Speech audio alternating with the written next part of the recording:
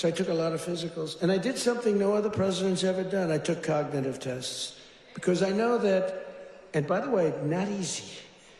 You get to those last questions, those last 10, 15 questions, nobody on that stand could answer probably anything. And I got them, I aced them. And no other president's taken a cognitive. Could you imagine Sleepy Joe taking a cognitive test? I don't think it got the first question is like, what is this? And they show a lion, a giraffe, a fish, and a hippopotamus, right? And they say, which is the giraffe? So that's the only question. But what happens is it then gets harder. I don't think Joe would have gotten the first question right. He would say hippo. Right there in that fevered moment of self-congratulation, where Trump transforms himself into a cognitive Superman, who has somehow achieved what no human on stage could possibly accomplish, you are witnessing a political strategy so ancient and so dangerous that it has fueled authoritarian movements from the first fascist marches in 1920s Italy to the dehumanizing rhetoric echoing through our contemporary nightmare. And I need you to understand something visceral and immediate about what you just watched. Because this is not merely a tasteless joke or campaign trail, buffoonery. This is the methodical architecture of fascist dehumanization being erected brick by poisonous brick before your eyes, and what makes it so breathtakingly perverse is that Trump is weaponizing the very discourse around mental fitness that should be applied to turning legitimate concerns about presidential capacity into a grotesque spectacle of cruelty, while the media apparatus amplifies it as entertainment, rather than recognizing it as the authoritarian playbook being performed in real time. Trump called the doctor who tested him Ronnie Johnson, while questioning Biden's mental acuity, which is almost Shakespearean in its dramatic irony, except this isn't theater. This is the man who commanded nuclear arsenals, confusing names while accusing his opponent of being unable to identify animals, and the fact that this contradiction doesn't immediately disqualify him from consideration reveals how deeply broken our political discourse has become. Medical experts believe Trump likely has an elevated genetic risk of dementia, and it is clear there is age-related cognitive decline. That's obvious, according to leading physicians examining Trump's public behavior, yet here he stands mocking Biden for supposedly being unable to distinguish a hippopotamus from a giraffe in what he falsely claims is some sort of Herculean intellectual achievement. But here's where this gets so much darker, and you need to pay attention, because what comes next is not just politics as usual. This represents a methodical pattern that scholars of authoritarianism have documented across fascist movements throughout the 20th century. Authoritarians want to change the way people see violence, making it necessary and patriotic, and they want to change the way people see their targets, using dehumanizing language, and Trump is doing both. Because when you reduce a human being to their purported cognitive deficiencies, when you transform a political opponent into someone who cannot perform the most basic tasks of human cognition, like identifying common animals, you are engaging in what philosopher Jason Stanley identifies as the foundational move of fascist politics, where fascism dehumanizes segments of the population, trying to reduce empathy and justify inhumane treatment, and truth, civility and decency cease to matter, with the goal being to turn rhetoric into reality. This is not hyperbole. This is the documented pattern, and research has identified themes ranging from the perception of old age as an inherent weakness to dementia-related stigma, with ageist discourse on social media threatening the credibility of older political leaders by shifting the focus from politics to stereotypical age-based attacks, which is precisely the terrain Trump is attempting to occupy, except he's doing it while his own cognitive decline becomes increasingly apparent to medical professionals, and yet the asymmetry in how this is covered,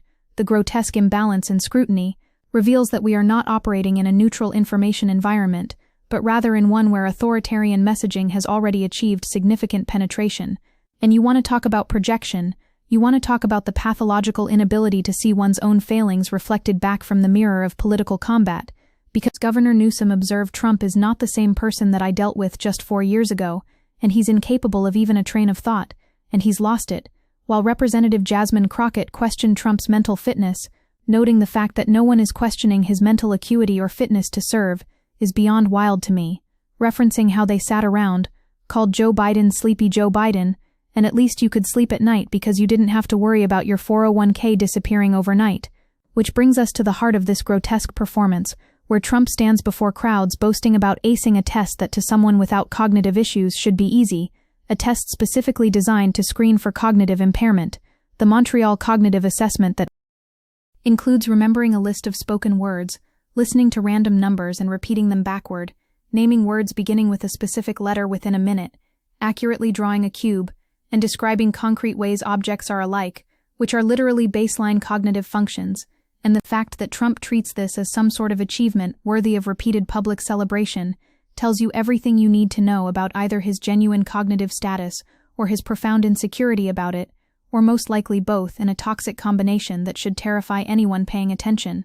Now let me take you deeper into what's happening here, because concerns about Biden's age and health intensified after his debate performance, leading many Democratic lawmakers to call for Biden to end his campaign, and Biden ultimately did step aside, which, regardless of your political preferences, represents a moment when Democratic accountability actually functioned, when concerns about capacity were taken seriously enough that the political system responded. But contrast that with Trump's trajectory, where as of October 2024, Trump had declined to release health information going back to 2015, despite promising to release records, even though releasing detailed medical reports is typical of presidential candidates. And the asymmetry becomes not just apparent, but obscene, because we have one standard for Democratic candidates and an entirely different standard for Trump, who has somehow convinced vast swaths of the American public that he alone deserves exemption from normal scrutiny, normal expectations, normal rules of political engagement. And this is precisely how authoritarian movements consolidate power,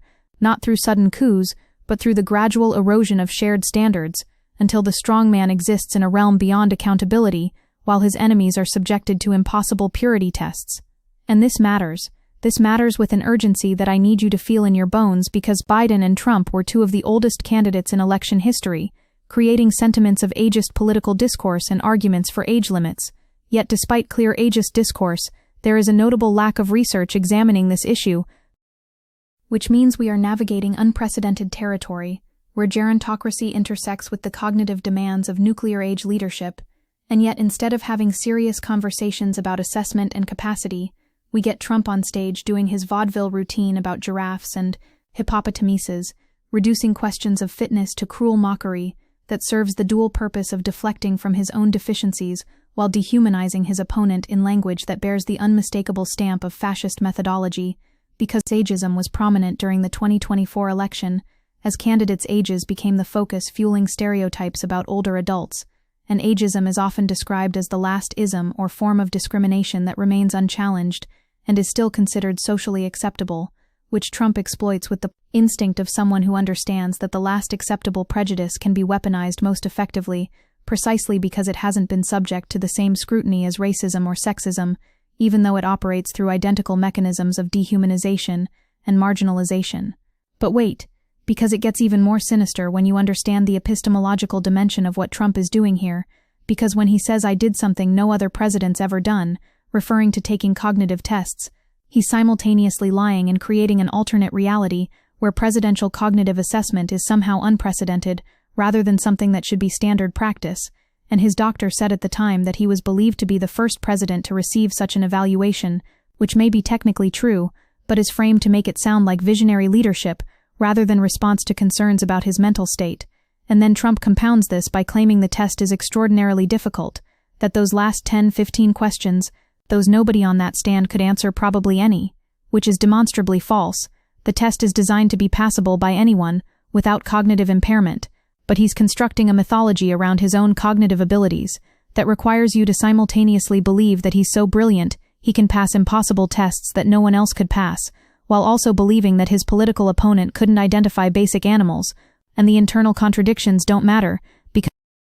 unreality is an important fascist goal, to cast reality into doubt, so what is true cannot be agreed upon, to break down reality and remove the ability to assess arguments by a common standard, replacing reasoned debate with fear and anger. And you have to understand how the stereotype "too old" is unjust and incorrect, as generalizations about race or gender, yet race and gender discrimination is widely unacceptable, while ageism is the last acceptable prejudice that equates chronological age with poor health and fans' fears of growing older, which creates the cultural permission structure for Trump's performance, because he can stand there and mock Biden's supposed cognitive deficiencies in language that would be immediately recognized as cruel and disqualifying if applied to any other protected characteristic. Imagine if Trump were mocking someone's race or disability with the same sneering contempt, but because it's age-related and cognitive-related, it somehow passes through our moral filters, even though accusations of cognitive decline not only cast doubt on ability to think and act clearly,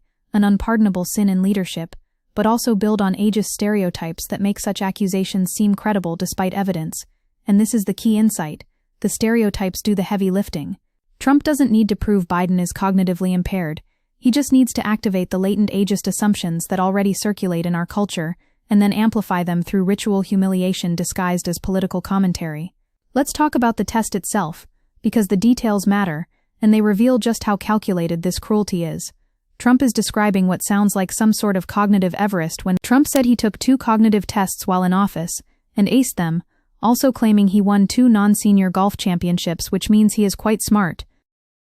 And the leap from passing a dementia screening to claiming superior intelligence based on golf tournaments would be comedic if it weren't so strategically deployed, because he's creating a permission structure where his supporters can believe simultaneously in his genius and his victimhood. He's both the Superman who aces impossible tests and the persecuted outsider fighting against corrupt elites. And these contradictory self-presentations don't cancel each other out in authoritarian politics. They reinforce each other. They create what scholars call doublethink, where contradictory beliefs coexist because their function is not logical consistency, but emotional satisfaction and tribal identity formation. The Montreal Cognitive Assessment, that Trump is so proud of acing, is a 10-minute test designed to detect mild cognitive impairment, such as the onset of dementia. It is literally a screening tool for brain disease, not an IQ test, not a measure of executive function or strategic thinking, or any of the complex cognitive abilities actually required for presidential leadership.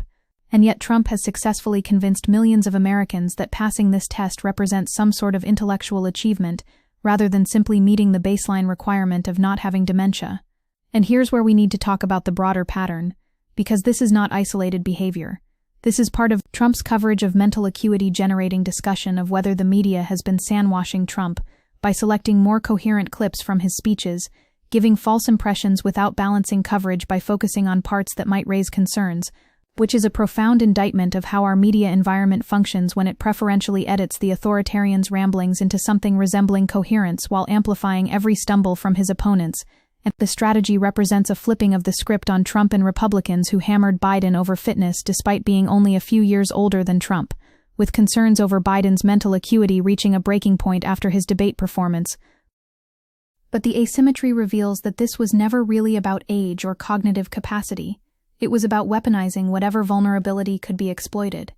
And when Biden stepped aside, the same Republicans who screamed about his unfitness suddenly became silent about Trump's obvious decline, because the point was never principled concern for leadership capacity. The point was delegitimizing democratic governance while demanding absolute fealty to Trump, regardless of his manifest unsuitability. Watch how Trump constructs the dehumanization, because the technique is textbook fascist methodology where Hitler started talking about Jews as parasites in 1920. So by the time he took power in 1933, Germans had been exposed to this dehumanizing rhetoric for 13 years. And while I am absolutely not equating Trump's mockery of Biden with the Holocaust, I am pointing out that the technique of sustained dehumanization follows an identical pattern, where you don't need immediate violence, you need sustained exposure to rhetoric that gradually erodes empathy and normalizes cruelty. And Trump saying, "I don't think Joe would have gotten the first question about identifying animals," is doing exactly this work of gradual dehumanization, because he's not just saying Biden is old or forgetful,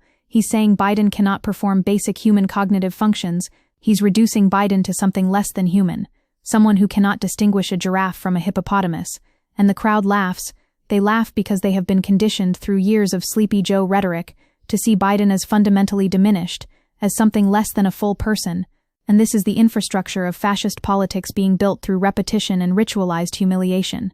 But let's bring this forward to December 2024 and understand where we are right now in this trajectory, because Trump released results of his physical examination and cognitive assessment in April 2025, concluding he was in excellent health and fully fit to serve after months of refusing to release detailed medical information, and were supposed to just accept the 3-page summary from his own White House physician while leading physicians note, Trump is visibly slowing down with clearly something happening to his mental capability, and there's a reason to be worried based on his public performance.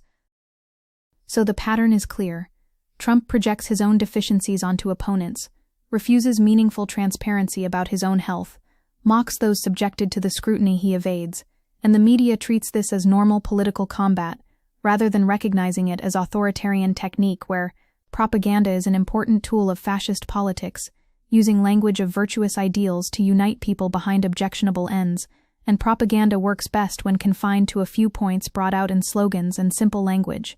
Sleepy Joe is the slogan, the simple language that does profound political work because the blatant ageism encircling the 2024 presidential campaign is disgusting and dangerous, with age taking center stage in political discourse, and Trump understands instinctively that if he can reduce Biden to a simple epithet, if he can make Sleepy Joe the frame through which people perceive his opponent, then every subsequent piece of information gets filtered through that frame. Confirmation bias does the rest, and suddenly Biden's extensive legislative achievements, his restoration of international alliances, his economic recovery programs, none of it matters because he's been successfully reduced to a cartoon character who supposedly can't identify animals, and the cruelty is the point. As Adam Serwer famously observed, the cruelty is what binds the movement together, because when Trump's supporters laugh at his mockery of Biden, they are participating in the ritual humiliation that defines fascist community building, where fascist tradition sees violence as necessary and a virtue, and fascists build their community by identifying and vilifying those seen as enemies. The enemy must be simultaneously threatening and pathetic, powerful enough to justify fear, but weak enough to justify contempt, and Biden serves this function perfectly in Trump's rhetoric. He's both the sinister manipulator stealing elections and the senile old man who can't remember basic facts. And we need to examine the media's role in amplifying this, because when you get a headline like Trump mocks Biden's brain on live stage with 3 exclamation points and a viral score of 93, you are witnessing the commodification of authoritarian dehumanization as entertainment content, the algorithmic amplification of cruelty packaged as engagement, and social media discourse on ageism during the 2024 election shifted focus from policies to stereotypical age-based attacks, with ageist discourse threatening the credibility of older political leaders. But it's not just age. It's the broader normalization of a political style, where human dignity becomes negotiable, where mockery of perceived weakness becomes not just acceptable, but celebrated, where the candidate who can most effectively humiliate his opponents wins regardless of policy or competence or character, because we've entered a post-truth environment, where casting reality into doubt is a fascist goal, with regular and repeated lying being part of the process by which fascist politics destroys the information space.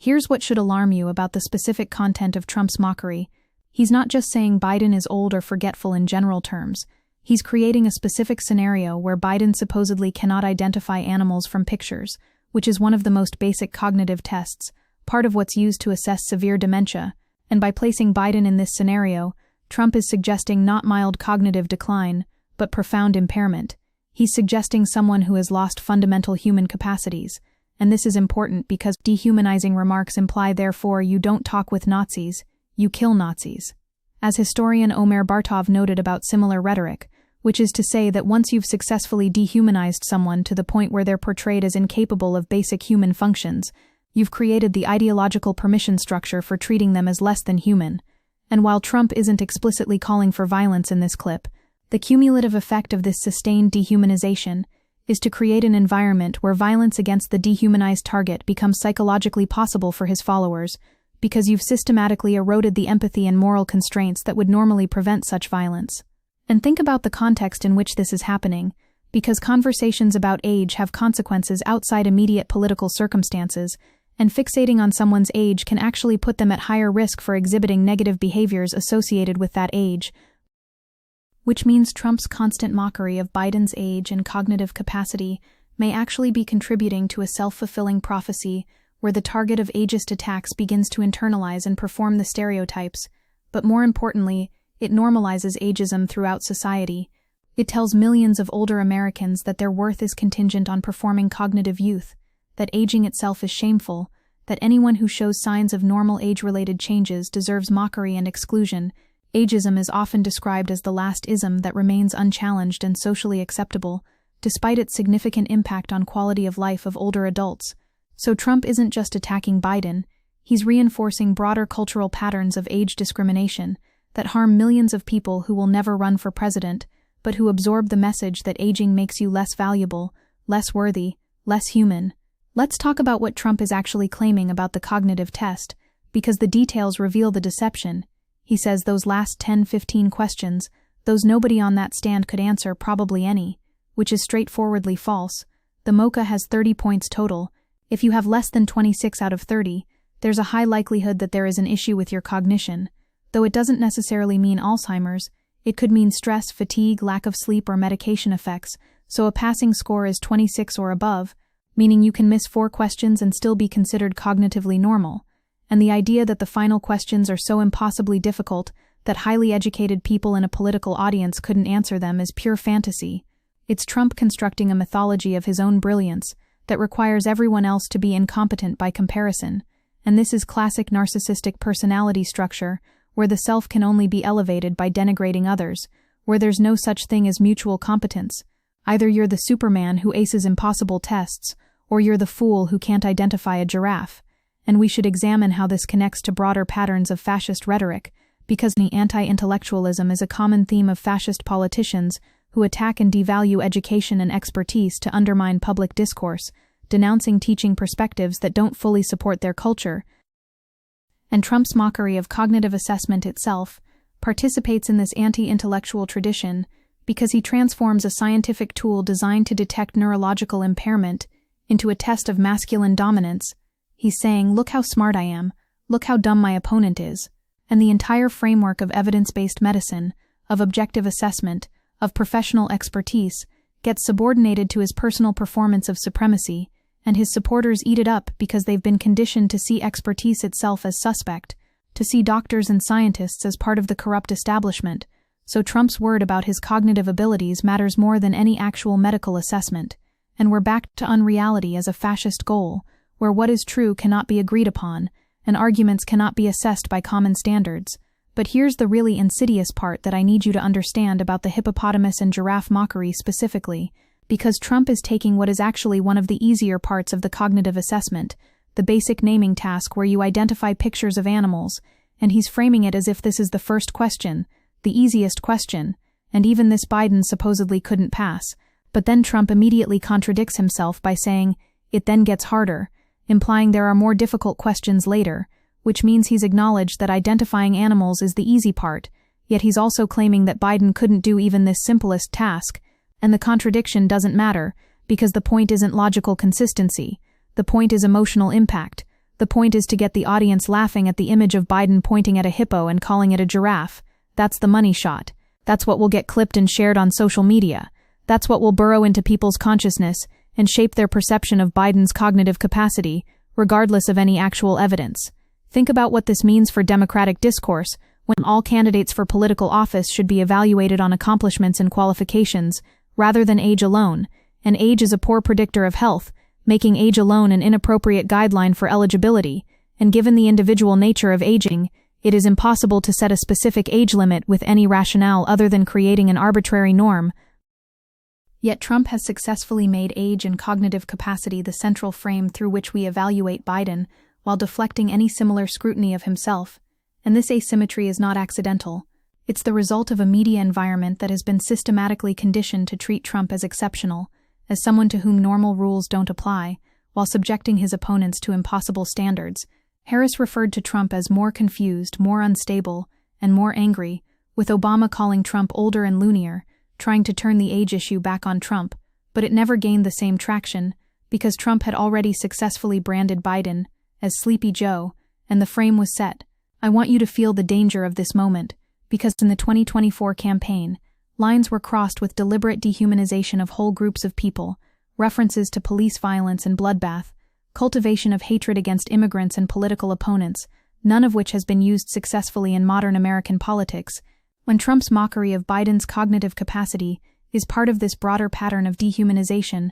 that doesn't stop with Biden, it extends to anyone Trump designates as an enemy, and Trump's effort includes seeing those who oppose him as subhuman, attempting to train followers to see violence as positive, with recent remarks about vermin and immigrants poisoning the nation's blood representing another step down the dehumanization highway. So when Trump mocks Biden for supposedly being unable to identify animals, he's not just attacking one elderly politician, He's reinforcing a broader ideology where human worth is contingent on meeting Trump's standards of cognitive performance, physical vitality, and ideological loyalty, and anyone who fails those standards becomes legitimate target for mockery, exclusion, and eventually violence. This is how fascism works in practice, not through sudden declaration of dictatorship, but through gradual normalization of cruelty, through ritual humiliation of designated enemies, through the systematic erosion of empathy, until violence becomes not just possible but virtuous. Authoritarians want to change how people see violence, making it necessary and patriotic, and they want to change how people see their targets using dehumanizing language, and Trump is doing both, using rallies since 2015 to shift the idea of violence into something positive, and now using dehumanizing rhetoric.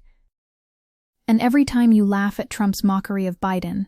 every time you share the clip of him joking about hippos and giraffes, every time you treat this as entertainment rather than as authoritarian technique, you are participating in the normalization process. You are helping to erode the moral and epistemic foundations that might resist the fascist tide. And the fact that I have to write this in December 2024, after everything we've witnessed, after January 6th, after the big lie, after the indictments and convictions, after all of it, the fact that Trump can still stand on stage and mock his opponent's cognitive capacity, while the crowd roars with laughter, tells you everything you need to know about how far down this road we've already traveled, and how much further we might go if we don't recognize what's happening and resist it with everything we have.